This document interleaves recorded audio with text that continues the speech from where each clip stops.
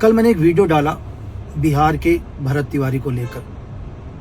देश में उसको देखा गया यार, आप मुझे देख सकते हैं। शायद कल से मैं ढंग से भी नहीं सोया। और पता है क्या है, क्योंकि मुझे इंटरनल नॉलेज बहुत कम है यार। अगर आप मुझसे हिंदुस्तान के बाहर किसी भी देश के बारे में पूछो, शायद मैं आपको ज़्यादा अच्छे से बता पाऊँ, क्योंकि हम लोग वहीं काम करते हैं। आज भी जो मेरे साथ के लोग हैं, मेरे सोर्सेस हैं, वो वहीं काम करते हैं। इस देश में क्या चल रहा है नहीं पता चल पाता। लेकिन जब ये घटना देखी तो शायद अंदर से झिंझोर के रख दिया। कल मैंने यहां तक बोला, अगर मैं आपको बोलूं यार, मैं अगर कुछ भी आवाज उठाता हूं, मेरी तो हाई कोर्ट पर फाइलें रखी हैं। किसी भी सरकार को उन फाइलों को दोबारा रीओपन करना है और बोलना है कि दोबारा एविडेंस मिल गए, और हिंदुस्तान की सबसे बड़ी धाराएं लगी हुई हैं। लेकिन इसके बावजूद मैंने बोला मुझे बोलना चाहिए, क्योंकि एक उस इंसान को मार दिया जिसने समाज के लिए आवाज उठाई यार। लेकिन पता है क्या हुआ, मुझे लगा कि इसमें बहुत गहराई तक जानना चाहिए। ऐसा नहीं है कि जो भी बातें आ रही है, मीडिया बता रही है, सोशल मीडिया बता रहे हैं, धरातल पर एक्चुअल क्या हुआ। मैं आपसे सिर्फ, मेरी कोई राय नहीं है, मैं अभी भी भरत तिवारी, उसके परिवार के साथ और हिंदुस्तान के उस हर व्यक्ति के साथ खड़ा हूं जो अन्याय के लिए आवाज उठाता है। लेकिन आपको सच जानना चाहिए। मैं आपसे एक सवाल पूछता हूं, क्या है कि आज सपोज करो मेरा कोई घर है, मेरा घर का एक गार्ड आके मुझे बोलता है कि सर दरवाजे में कोई आदमी आया है, वो बंदूक दिखाता है। तो मैं क्या बोलूंगा कि यार एक काम करो, भगाओ उसको या पुलिस के हैंडओवर करो, क्योंकि मुझे पूरी कहानी नहीं पता। तो यही हुआ है बिहार के अंदर। बिहार में क्या है, पिछले 3-4 सालों से भरत तिवारी लोगों के हक के लिए लड़ रहा था।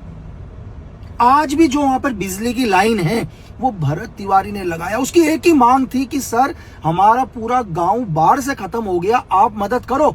उसके लिए उसने कई बार पेपर्स दिए हैं, डीएम को दिए, हर जगह दिए।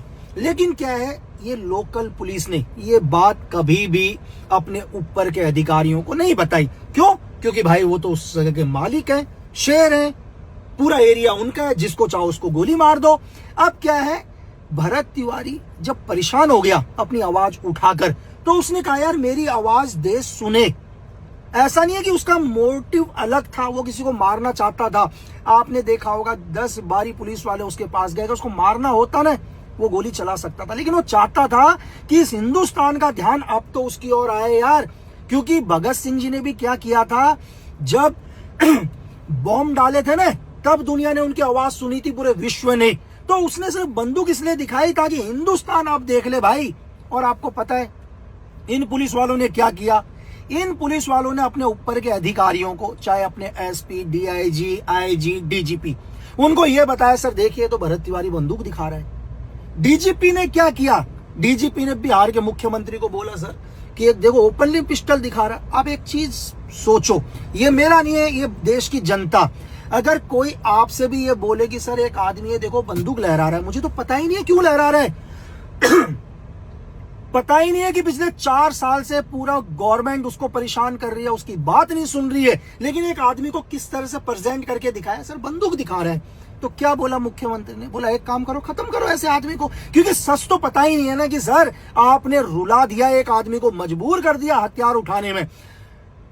स्टेट के मुख्यमंत्री ने डीजीपी को ऑर्डर दिए होंगे, और डीजीपी ने क्या ऑर्डर दिए अपने नीचे वालों को, जो भी है, कि भाई उसको मार दो, जो भी करो। आपको क्या लगता है कि एक इंस्पेक्टर, एक एसएचओ, इस पूरे हिंदुस्तान के अंदर ऐसा कोई एसएचओ है जो बिना ऊपर के अधिकारियों की परमिशन के किसी को गोली मार दे? अरे निहत्थे आदमी को तो बहुत दूर की बात है, अगर आतंकवादी भी सामने से गोली चला रहा होता तो इस देश के अधिकारी मैं बताऊंगा जो 10 बारी फोन करते हैं, सर गोलियां चला रहे हैं, क्या करें, गोली मारे। ये इस देश का हाल है। तो एक इंसान को 4 गोलियां मार देना, वो भी निहत्थे इंसान को, और ऊपर क्या बताना कि हथियार लहरा रहा था, सच्चाई नहीं बताना। तो मुझे नहीं पता ये कम्युनिकेशन गैप कैसे हुआ। एक डीजीपी को सही जानकारी क्यों नहीं मिली कि धरातल में क्या हो रहा है। एक मुख्यमंत्री को सही जानकारी क्यों नहीं दी गई कि सच में भरत तिवारी के साथ कितना अन्याय हो रहा है, उस गांव के साथ कितना अन्याय हो रहा है, 4 साल से वो बच्चा कितना पीड़ित है, ये चीजें नहीं बताई। आज हिंदुस्तान का हर व्यक्ति मांग उठा रहा है। चलो मैं कहता हूं कि आपका प्रेशर आए, अपोजिशन इसमें राजनीति करे और बोले मुख्यमंत्री जी इस्तीफा दे दो। चलो मुख्यमंत्री इस्तीफा दे देंगे, क्या होगा, दूसरे मुख्यमंत्री आ जाएंगे, स्टेट फिर भी चलेगा नहीं।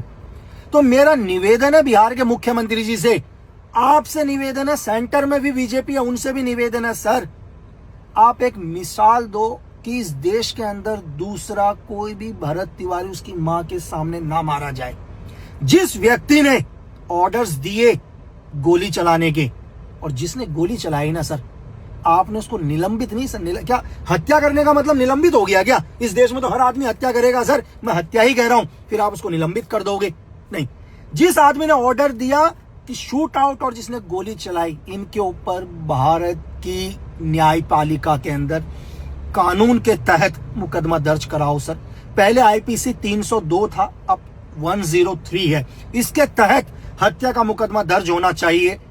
प्लानिंग, क्योंकि पहले से प्लान करके गए थे सर, ऐसा नहीं है कि सडनली इन्होंने गोली मार दी। प्लानिंग यानी कि पहले था आईपीसी 120 भी, शायद अब 63 8 जो भी है उसके तहत मुकदमा दर्ज होना चाहिए सर। मेरी अपील है देश से, अगर आप सच में न्याय देना चाहते हो भरत तिवारी को, तो उन सभी दोषियों के ऊपर मुकदमा दर्ज करो हत्या का। और मैं देशवासियों से निवेदन करता हूं, मैं हमेशा आपके साथ हूं यार, बस आप डिसीजन लो, आप डिसाइड करो क्या होना चाहिए।